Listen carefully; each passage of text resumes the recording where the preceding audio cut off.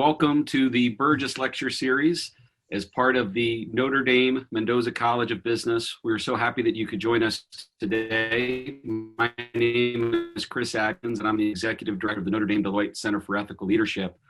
And part of my role here at Notre Dame is to connect the fantastic research that is done at universities to business issues in the business community. And our theme for today couldn't be more helpful in these times of seeing so many corporate entities trying to figure out, and their leaders trying to figure out how to best comment and connect on ethical issues.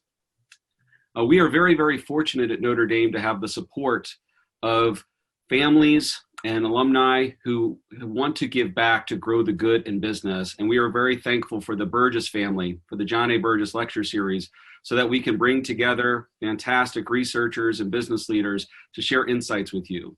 So thank you to the Burgess family, and thank you to Deloitte for their support of Notre Dame with our center. And with that, I'll turn it over to Brett Beasley, my colleague and Associate Director of the Notre Dame Center for Ethical Leadership, to share with you our fantastic speakers and set up the theme for today. So thank you, Brett. Thank you, Amanda. Thank you, Brandon. Turn it over to you, Brett. Thanks, Chris. And before I introduce our speakers for today, I wanted to just say a brief word about this topic. Taking a stand on important issues, what we as the Center for Ethical Leadership are seeing and hearing from the business community. One of the main things we are hearing is that silence is no longer an option, at least when it comes to certain key issues. So when it comes to things like the future of jobs, the ethical use of technology, whether that's facial recognition, AI, things like that, whether it's rising income inequality or diversity, for example. I mean, think about all the companies that have taken a much more public stand over the last couple months on things like Black Lives Matter. We're increasingly seeing that both employees and customers are demanding that companies have a voice on these issues. And at the same time, we're seeing from companies that they are taking these bold stands and sometimes inviting a tremendous amount of adulation and also sometimes a tremendous backlash at the same time that they're struggling to think through. So as a brief example, everyone is probably familiar, a lot of people are familiar with a Gillette ad from a couple of years ago. As you know, Gillette was famous for the branding and the promise of being the best a man can get. And it really drew upon kind of traditional ideas about masculinity for that. And it did maybe even about face in a way and criticized its own previous branding in a new ad campaign that came out around the idea of the best a man can be. And so it took a stand against toxic masculinity and aligned itself with the Me Too movement. So as you can imagine, that was both popular among people who agreed with those stands, and it also invited a tremendous backlash. So look at, for example, Piers Morgan, the British broadcaster up there in the top left-hand corner of the screen. He says, this is part of a global assault on masculinity.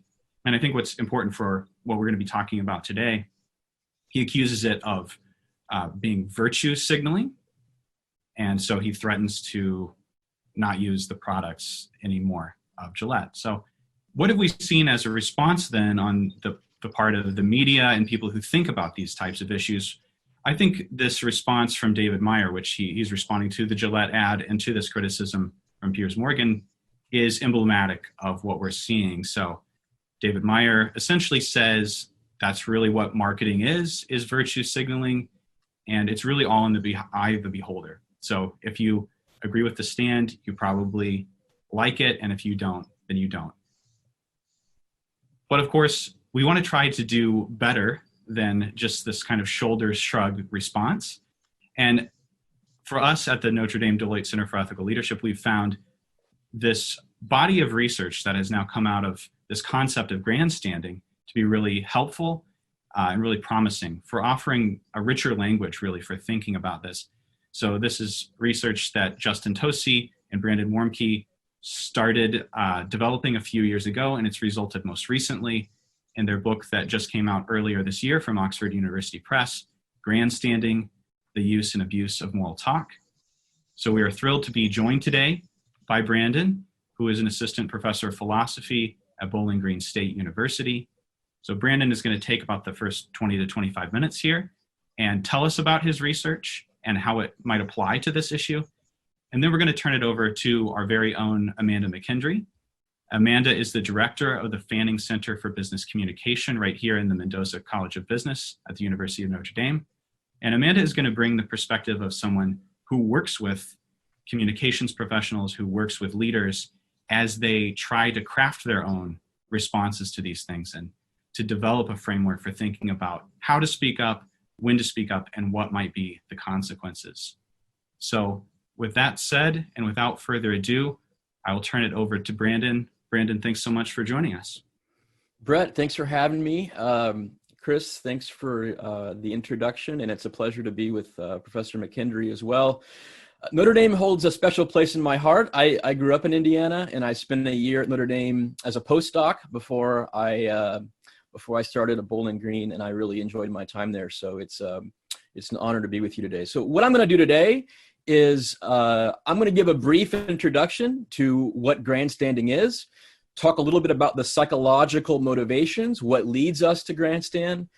We'll spend a few moments talking about what grandstanding looks like and some causes for concern, why you might think grandstanding is morally bad and should be avoided.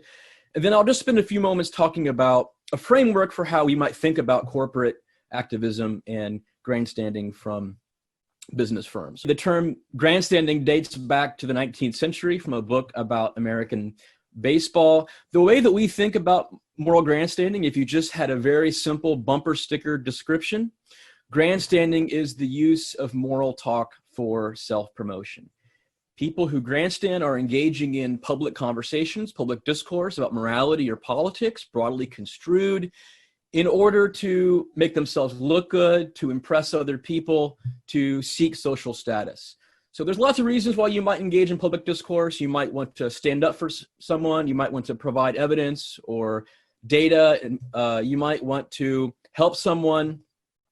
But grandstanders are primarily motivated by a desire to seek status, to look good, to promote their brand.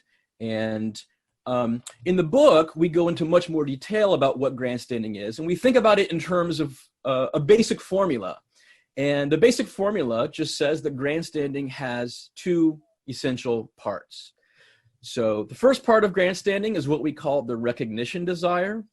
And it's a desire, very broadly construed, to just want to be recognized for having certain alleged moral qualities.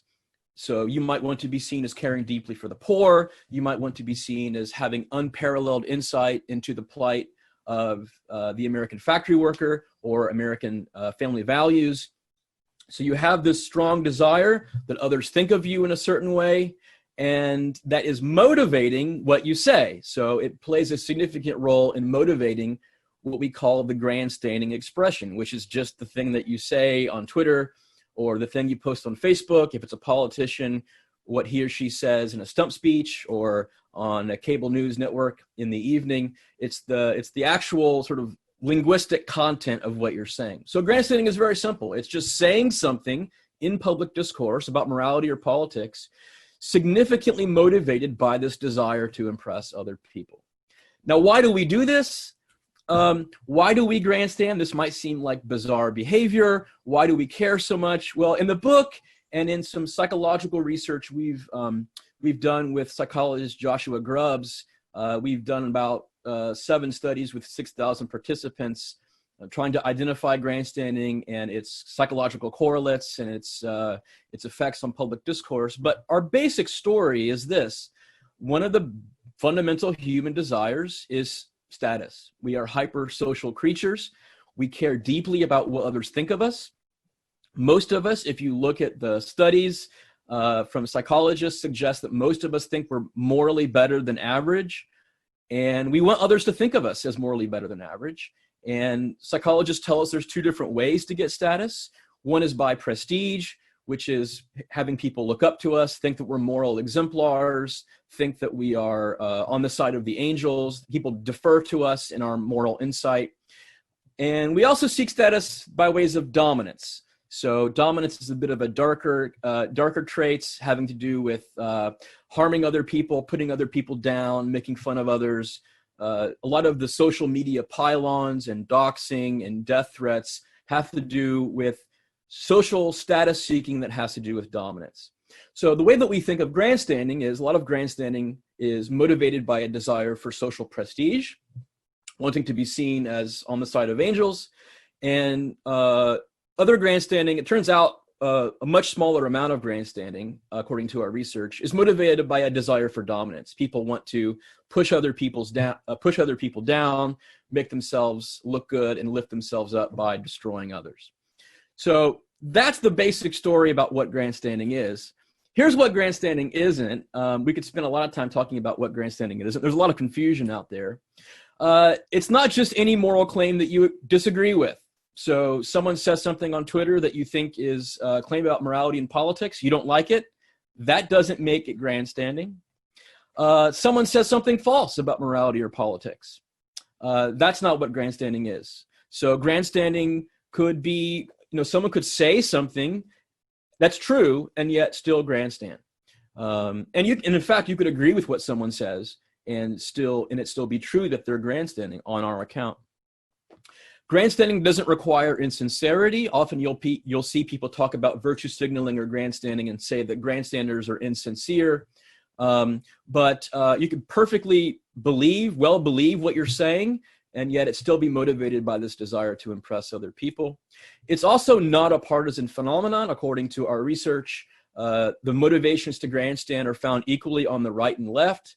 And in fact, it forms almost a perfect U-curve. What we do find is that people on the extreme right and extreme left do tend to grandstand more than those who are closer to the center. Is it virtue signaling? Well, this is complicated. In the book, we talk about what virtue signaling is and why grandstanding is a bit different. It's a better term.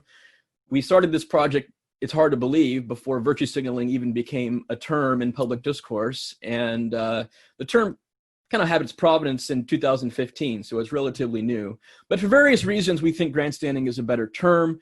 But for our purposes here, we can just use the terms interchangeably. I have no problem with that.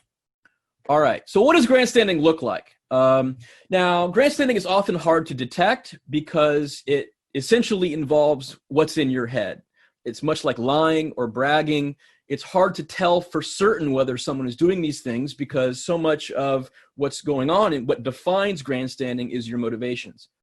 However, there are some features of grandstanding, some forms of grandstanding that it typically takes in public discourse. And I think by identifying these, we can get a grip on the kind of phenomenon that we're talking about. So a lot of grandstanding takes the form of what we call piling on. Piling on sometimes takes what we call a positive form, which is agreeing with something just to register your view and to be seen as on the right side of history, for example. So you might, chime in on some long Twitter thread saying, yes, we have to do this. We must remember the world is watching. I believe wholeheartedly in this petition and I can't wait to sign. You might do that because you want other people to see you as on the right side or having the right views. Piling on often takes a negative tone too, and a lot of shame fests and a lot of the nasty behavior on social media takes the form of these negative pile-ons where people jump in on either real or imagined moral errors. They treat people as punching bags. They shame them. They punish them. They sanction them in order to make themselves feel powerful and look good on social media. So a lot of grandstanding takes the form of piling on. Some grandstanding takes the form of what we call ramping up. Ramping up is when people compete in public discourse for the position of looking most morally impressive, caring most about the poor, caring most about affordable housing, caring most about the troops. And it takes the form of a moral arms race. People make increasingly strong claims about the matter under discussion, and they do this often to stand out. So Brett might say, if you care deeply about the poor, you should support a $15 minimum wage. And Amanda chimes in and says, that's disgusting, Brett. If you really cared, you'd support a $20 minimum wage. And then I walk in and say, I'm sick and tired of both of you. need an overhaul, and I support, a universal basic income or something. So I'm outdoing everyone. And you often see this in public discourse. In a matter of days, we went from the discourse being about reforming the police to eventually defunding the police, and then we arrived in abolishing the police. And one way to understand what's going on here is people are competing, turning public discourse into a moral arms race to look more caring, look more incensed, and so on. Grandstanding often takes the form of what we call trumping up. We actually termed this before the current president, so it has nothing to do with Donald Trump. Trumping up, grandstanders trump up by insisting on the existence of moral problems where there aren't any. And it takes the form of a moral version of the Princess and the Pea. So you take something that's morally innocent, like Obama saluting the troops with a cup of coffee, and you blow it all out of proportion to make it look really impressive, that you have a really sensitive moral insight, that things that fall below the moral radar of the hoi polloi and the benighted don't fall below your very sensitive moral radar. It's one way that we can make ourselves look good. Grandstanding often takes the form of what we call emotional displays, excessive emotional displays, outrage exhaustion, excessive outrage.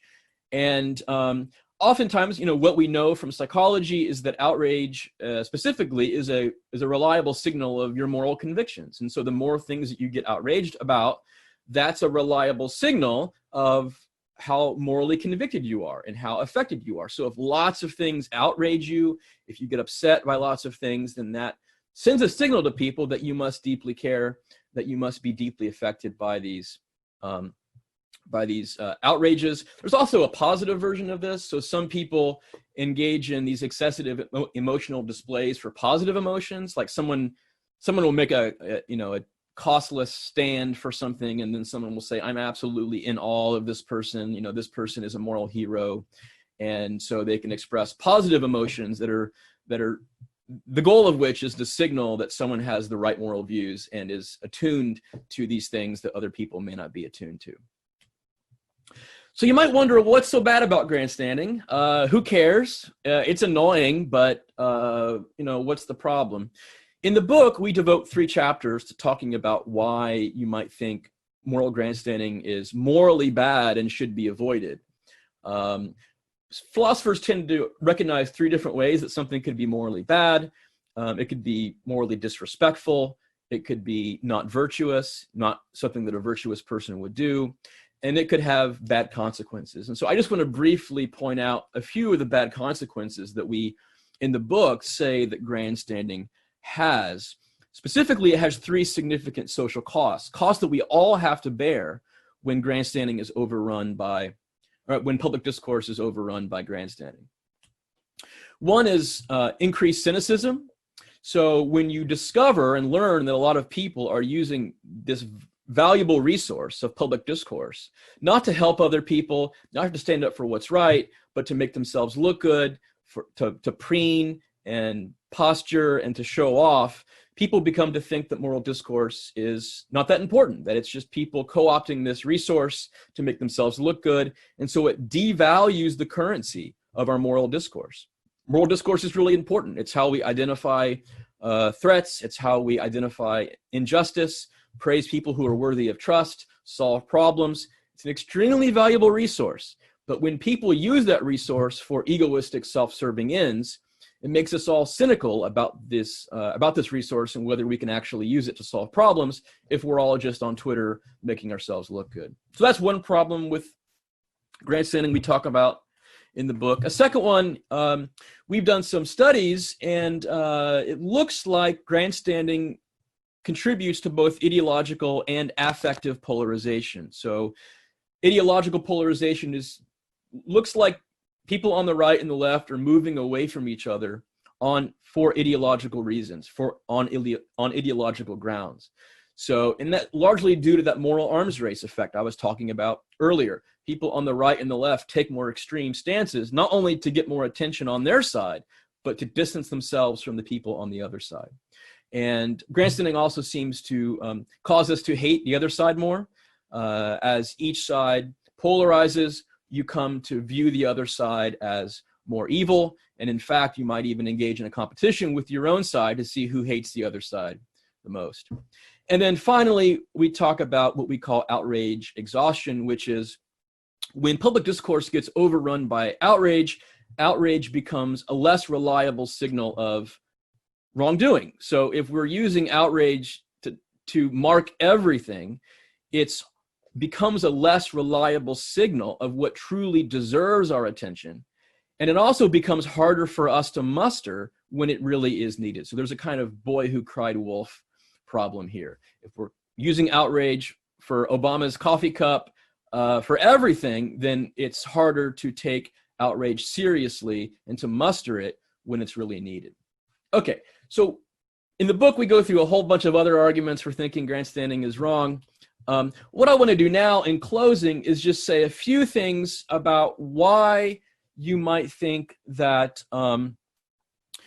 when businesses engage in activism, you might think of this as grandstanding, and then to provide a brief ethical framework for thinking about how to assess when it's good for businesses to take moral stands. So by corporate activism, I just mean explicitly taking moral or political stances in advertising, press releases, maybe interviews with CEOs.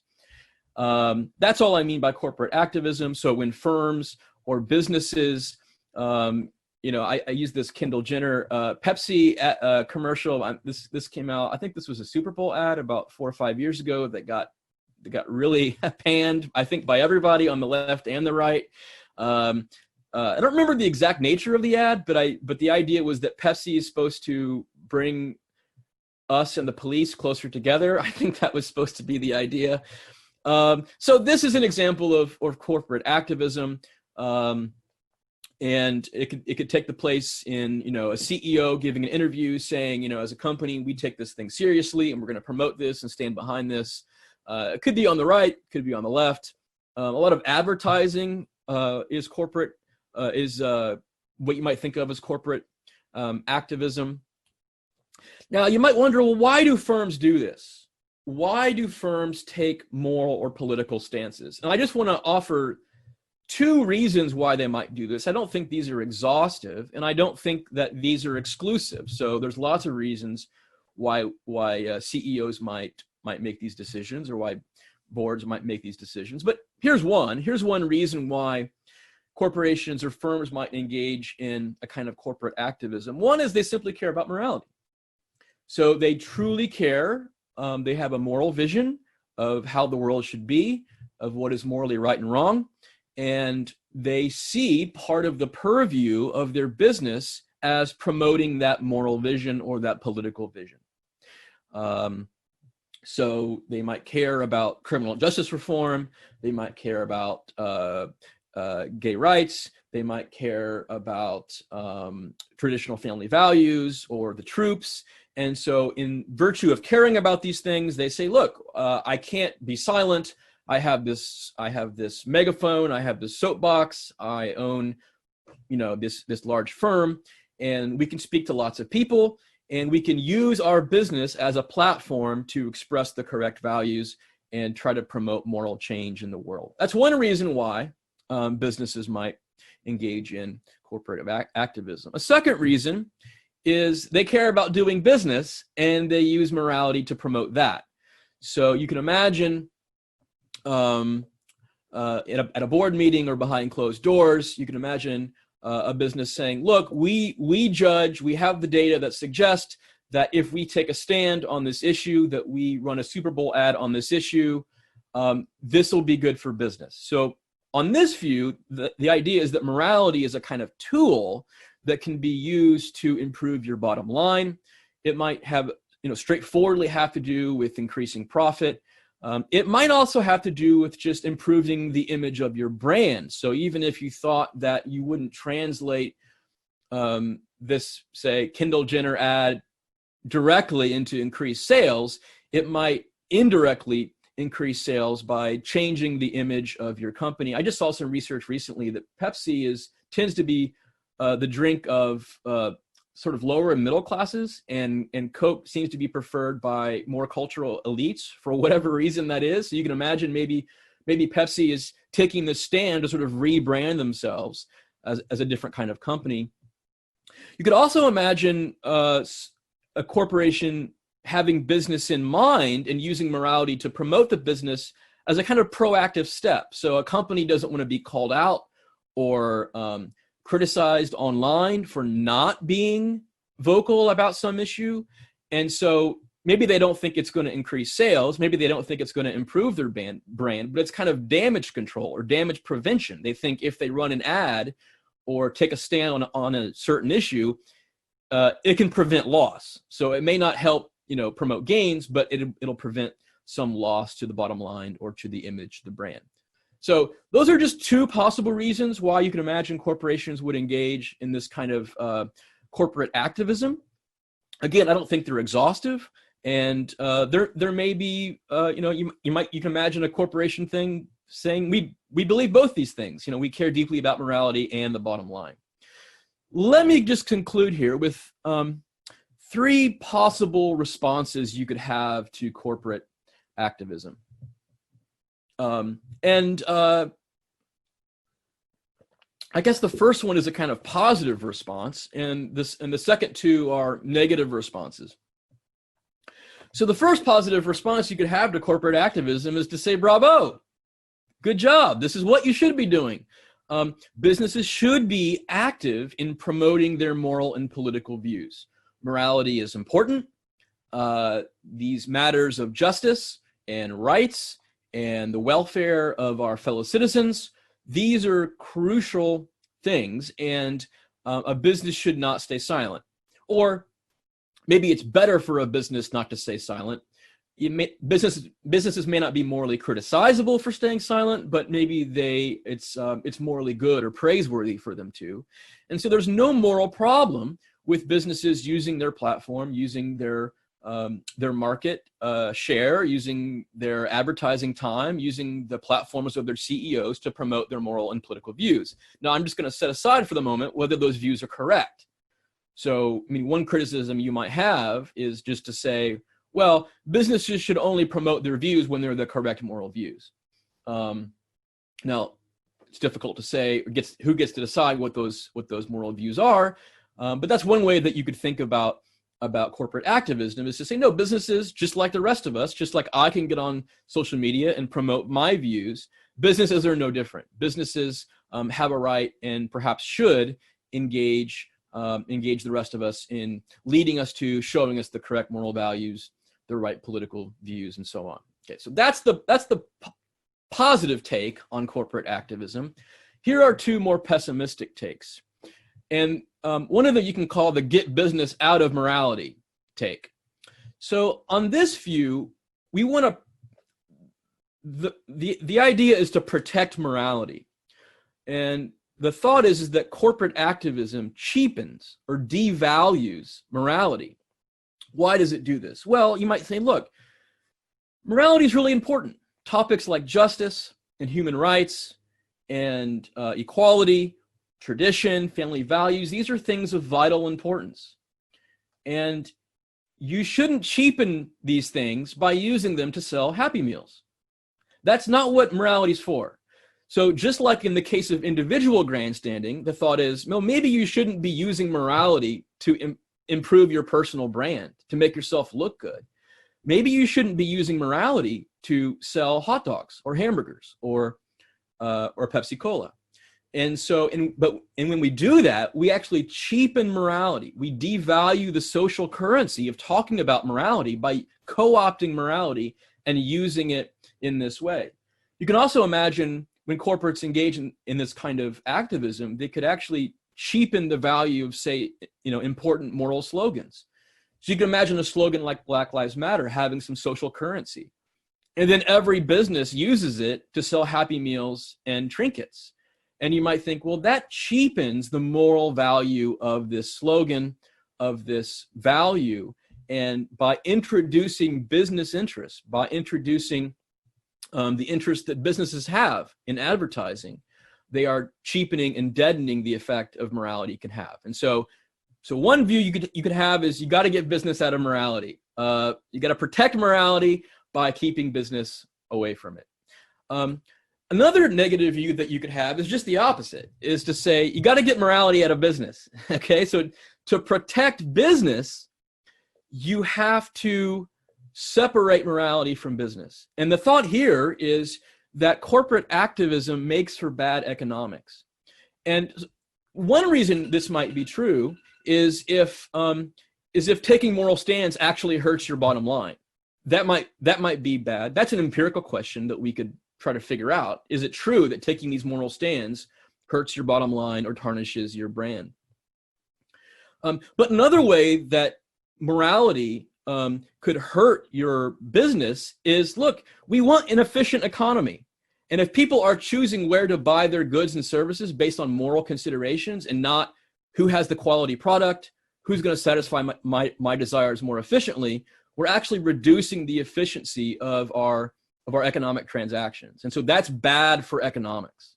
So that's another reason why you might be pessimistic of corporate activism in businesses taking stands in promoting morality. So look, here's one way to think about this entire project. Moral talk is a tool, okay? Our talk of justice, our talk of rights, our talk of patriotism and family values, it's a tool, and it can be used well, or it can be used poorly, just like a hammer. Hammers can be used to build homes and to help people, or they can be used to assault people. And no one over the age of 3 would cheer every swing of the hammer. And I think likewise, no one over the age of 3 should cheer every instance of moral talk or moral activism. Some are good and some may be bad. And the challenge is figuring out, what are the norms? What are the good norms for using moral and political discussions in public? And I think I'm out of time. That is Freddie and Frida Falcon, our mascots at Bowling Green. So thank you. Thank you, Brandon. And we'll switch over now to Amanda. Hi, thanks, Brett, and thank you, Brandon. My name is Amanda McKendree, and I serve as the Arthur F. and Mary J. O'Neill Director of the Fanning Center for Business Communication and the Mendoza College of Business. I also serve as an associate teaching professor in the Department of Management and Organization. Our role within the Fanning Center is to work with the Mendoza community and the broader university community to help promote business communication excellence. For the purposes of my comments today, we're going to focus in on the role of corporate communication. Specifically, from a corporate communication perspective, when a chief executive takes a stand, that position is often informed by a structured approach to decision making. And hopefully that approach is attentive to the corporate purpose, the corporate culture, and the corporate values. I'll talk about 2 main points with you this afternoon. One is what is this role of corporate communication in corporate activism? And second, is there a possible framework that can be useful for guiding a response? And if we're able to take this more reflective approach in guiding the work of our corporate communicators as they assist our chief executive officers, does that make the key difference between taking a stand and grandstanding? Does that particular framework allow us to provide a rationale that will then be the evidence in support of our actions? First, let's take a look at the role of corporate communication. Navigating the if, when, and how a CEO engages in a particular social or political issue often resides in this domain of corporate communication. And that can be for a number of reasons. First, oftentimes nobody else wants to touch these issues, but you often have the chief communication officer stepping up saying, our team will look at these issues, will research these issues, especially if other entities are sort of unsure what to do with the current issue. The other key strength with corporate communication is that they are well trained in crisis communications, meaning that they have developed networks to communicate to both internal and external stakeholders. They also have a team who is readily available to meet at a moment's notice to be able to pull ideas together, to research the topic, and then to begin to craft a message. Corporate communicators are also responsible for reputation, and they understand and take that responsibility seriously. When we protect our company's reputation, we are promoting who we are to both internal and external stakeholders. And then lastly, your corporate communications officers will often hold responsibility for positioning the CEO communications, or just referred to as CEO communications.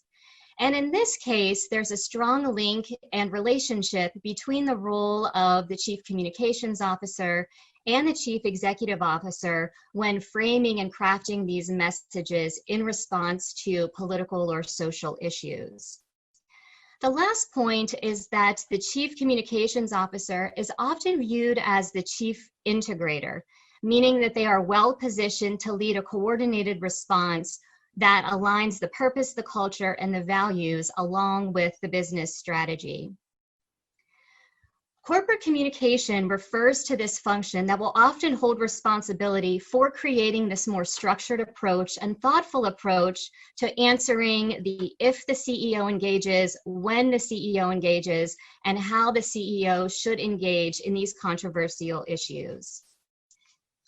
To transition to a possible framework, we can look to the work of corporate communications scholar Paul Argenti, who is with the Tuck School of Business. He emphasizes 4 specific components that are highly relevant to our conversation today. The first component is an emphasis on the corporation. The second are the specific messages. Third, we'll examine the constituencies. And then fourth and last, we'll look at the constituency responses and how that might inform the company's position moving forward. But let's begin with the role of the corporation. When the Chief Communications Officer sits with the Chief Executive Officer to determine an appropriate public response, they may go through a decision point of, is this issue authentic to who we say we are, or is this authentic to who you are as the organizational or business entity leader? And if that alignment exists, that may be a good sign to move forward and begin to think about messaging. The language that's often used at this decision point is compelling narrative. So is there a compelling narrative around why this issue matters to the CEO in this current historical moment with this company? So 3 important issues there that speak to the timeliness of speaking out and when that might be appropriate. Once we have a better understanding of the company's position, the CEO's position, as well as the resources available for moving forward, you can begin to think about messaging. And here you might examine specific communication channels. So what type of channels do we have available to us? Where do our stakeholders tend to reside? If it's through Twitter, then you would craft a response that's going to best meet your communication objectives with that particular communication medium. I spoke with a Chief Communications Officer earlier this week, and his role in influencing the CEO's impact in activism. And he spoke highly of using LinkedIn. And in fact, when that particular CEO responded to the George Floyd death, that LinkedIn article really was a positive move in that company at a very controversial time, and certainly a controversial issue within a company that's situated within financial services. So they really felt like they were making a risk in speaking out on that important issue, and really identified a communication channel that made sense for what the CEO wanted to convey. For the purposes of our conversation today, we almost have to look beyond the importance of messages, and that may be one of the key distinctions between taking a stand and grandstanding, when we move beyond the messages to specific actions that may impact the bottom line. And there are a number of examples that we could point to here. One example would be CVS's decision to stop selling tobacco products and cigarettes off of their store shelves. And they knew they were going to take about a $2 billion financial hit because of that decision, but they knew that was a decision that was necessary for moving forward for what they wanted to be and seen as a healthy brand.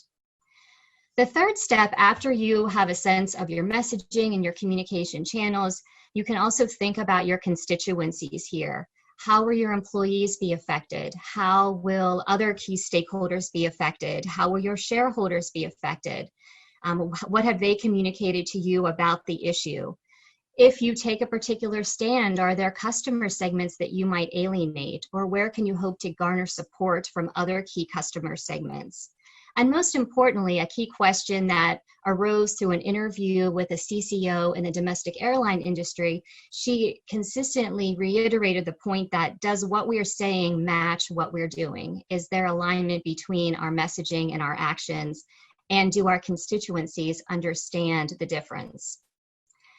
The last piece of the framework looks to constituency responses, and this is also a helpful element for beginning to assess the communication response.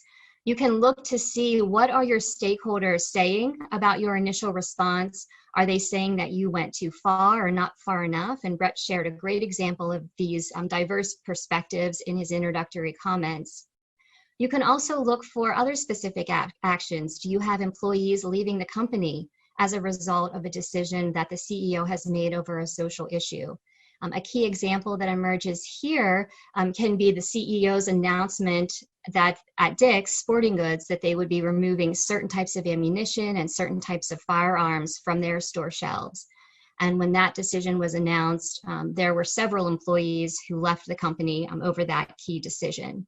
And then we also look to the number of customer boycotts or other forms of customer backlash that might give you evidence that you have to rethink your response or take your response one step further, or have some kind of response that justifies your rationale for why you responded in the way that you did.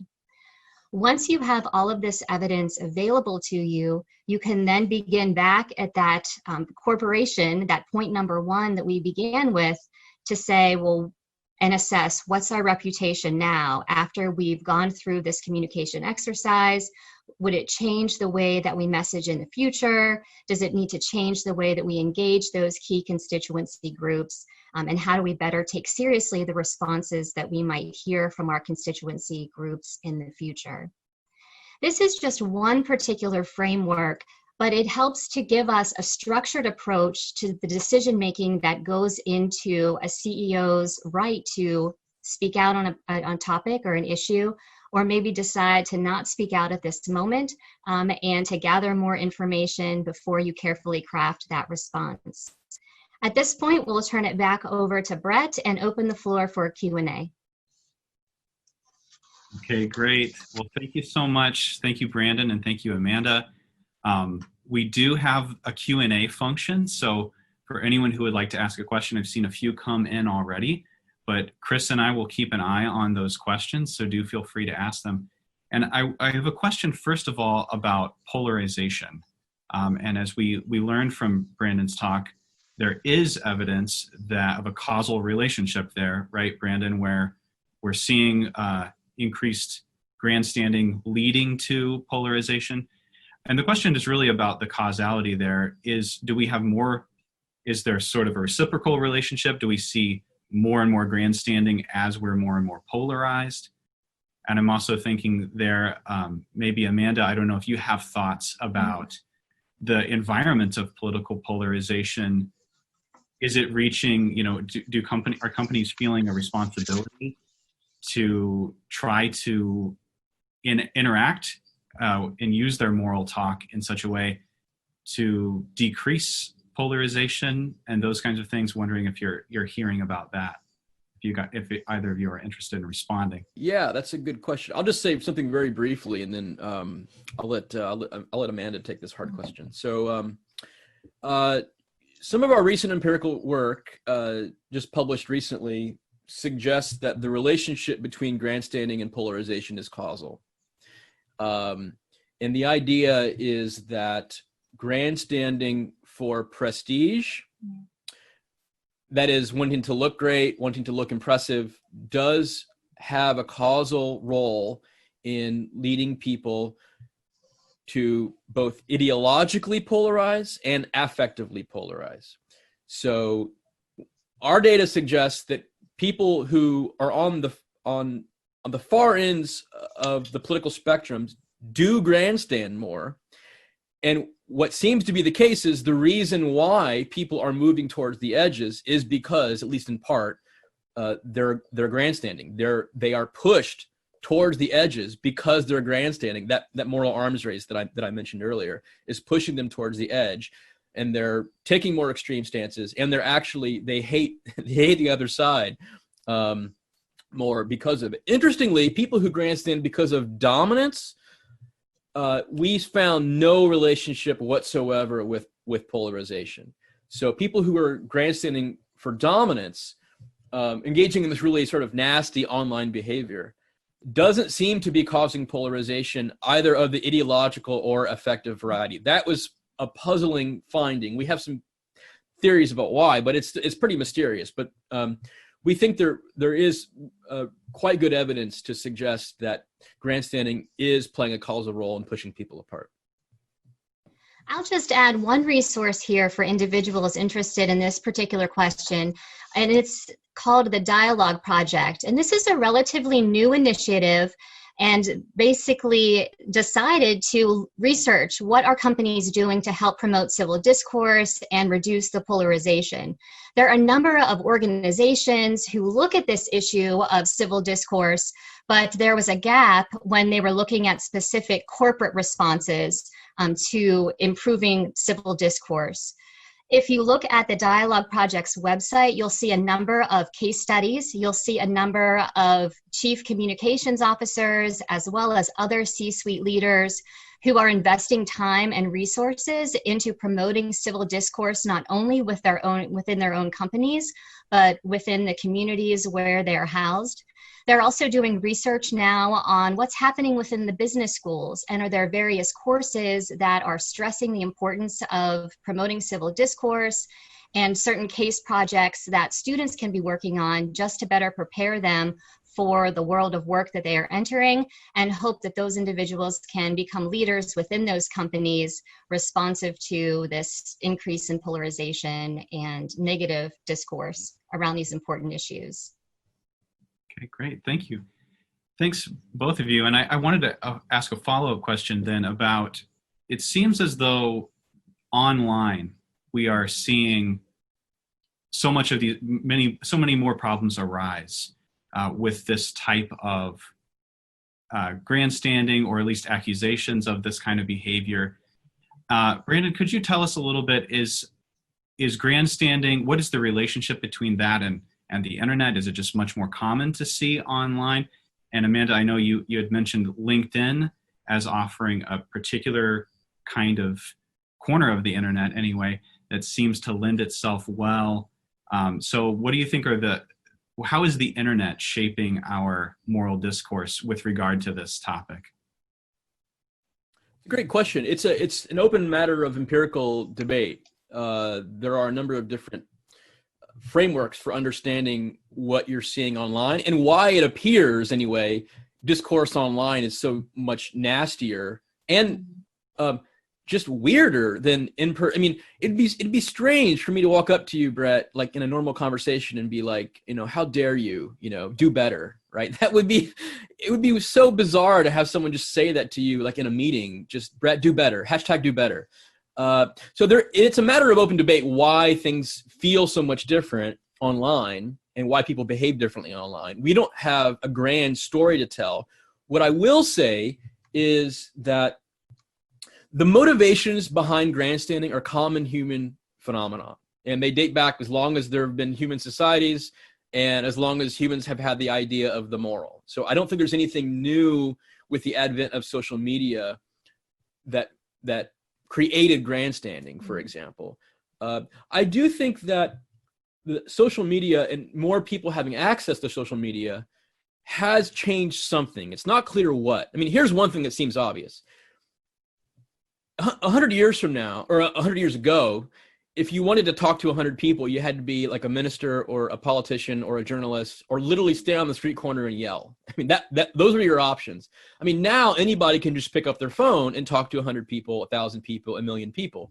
And so for many of us, those desires to impress can just be much more easily satisfied. I mean, I can do it all the time. And I think we all know like what gets the likes. Like we all know what we could do to get that dopamine rush or to look impressive. I mean, and so on. And I do think, it's interesting if you think back to like, maybe Amanda has something to say about this, 10, 15 years ago, the way people were using social media, I don't remember people doing politics all the time on Facebook. And even on, MySpace, it wouldn't even made any sense, right? I mean, it's just like bizarre world to think of MySpace as a political space. So it's interesting to sort of exercise and trying to figure out what has changed. I mean, one thing that you might think has changed is that we figured out how to use these technologies for morality and politics. I mean, why did it take us so long? I don't know, but it took us 50 years to figure out how to put wheels on the bottom of suitcases. So, I mean, maybe it just took a while for us to figure out that we could satisfy these desires to impress others on, using social media. From a corporate communication perspective, one of the key changes I would say is that there are a number of channels now that they're monitoring and engaging in social listening. And this is a much more expanded effort than in years past. There are many more channels now that they need to be paying attention to. But just to take the social listening one step further, it's not just a matter of listening. Now our corporate communication teams are using that data, using that information that they are learning across their social channels, and using that to change their messaging. They're using that to reach out to individual stakeholders or larger stakeholder groups as part of their response. So there is an advancement there in not just using those social tools to listen to the conversation that's happening around their brand, but then how are you using what you are learning to drive changes to your communication strategy?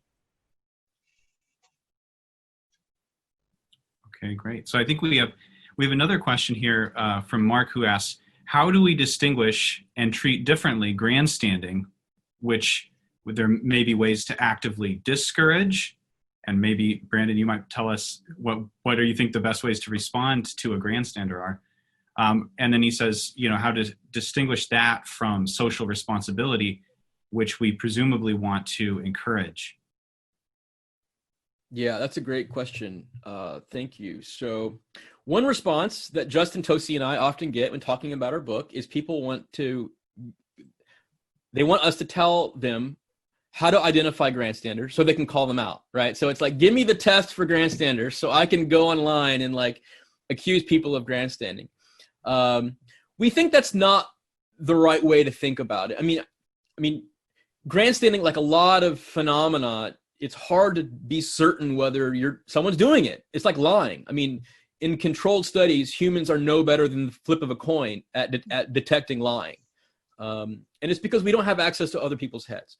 So we think for a variety of reasons, it's not good to go around accusing people of grandstanding. It's probably not fair, and it's not going to make the conversation any better. What we suggest in the book is really two things. One is, instead of turning our moral gaze outward and others grandstanding, is to sort of turn it inward and ask ourselves, why am I doing what am I doing? Am I saying this because I think it's actually going to do good, or am I saying this because it's going to make me look good? And so what we encourage people to do is to self-reflect and ask why they're engaging in public discourse. And I think that's true for, the Joe on the street, but also CEOs. Why are they doing these things? The other thing we say is, the closest we get to recommending social sanctioning for grandstanding is, if you see something you think looks like moral grandstanding, is just to avoid it, to ignore it. So what grandstanders want is your praise. They want your attention. That's what they're looking for. And you're not doing them any harm by not liking or retweeting them. No more harm than if you weren't on Twitter at all. And so the idea is to change the norms so that egoistic, self-serving, preening behavior becomes embarrassing. Imagine, writing some really specific, detailed post about how people disrespect the flag and they need to do better, and then no one liking it. That would be embarrassing for most of us. And so we think that those two things, changing how we ourselves behave and then withholding the praise from suspected grandstanders, can change the norms over time. That's the hope anyway. I don't know. Brandon, I think that was one of the points in your book that I appreciated the most, this emphasis on figuring out your own approach and your own style, and what are you doing that might be wrong and not the best communication habits. And I heard a similar comment from some of the chief communications officers with whom we interact with here in the Fanning Center. And that is that in moments where you get it wrong or the response is not quite right, that it is a reflective moment, that you sit back and say, well, this is what we tried to do, and this is where we fell short, and this is how we're committing to do better. And we've seen a number of those instances where companies have taken stands or engaged in specific actions that immediately felt that backlash. And then that was their opportunity to have that reflective moment to say, okay, what did we learn here, and what are we going to do differently moving forward? Okay, great. Well, we are at the end of the hour now. So thank you so much, Amanda, and thank you, Brandon, for being with us today and having this really rich conversation that I hope has been helpful to many people who are thinking through these issues, as we all are. And if you'd like to stay in touch with the Notre Dame Deloitte Center for Ethical Leadership, you can do that really easily by just texting 33777 and text the word ethics to that number, and that will get you signed up for our newsletter, and you can hear about events like this one that might be coming up in the future. But thank you again, Brandon and Amanda, and we'll continue the conversation some other time. Thank you so much. Thanks to you both, and thanks for all for joining us today.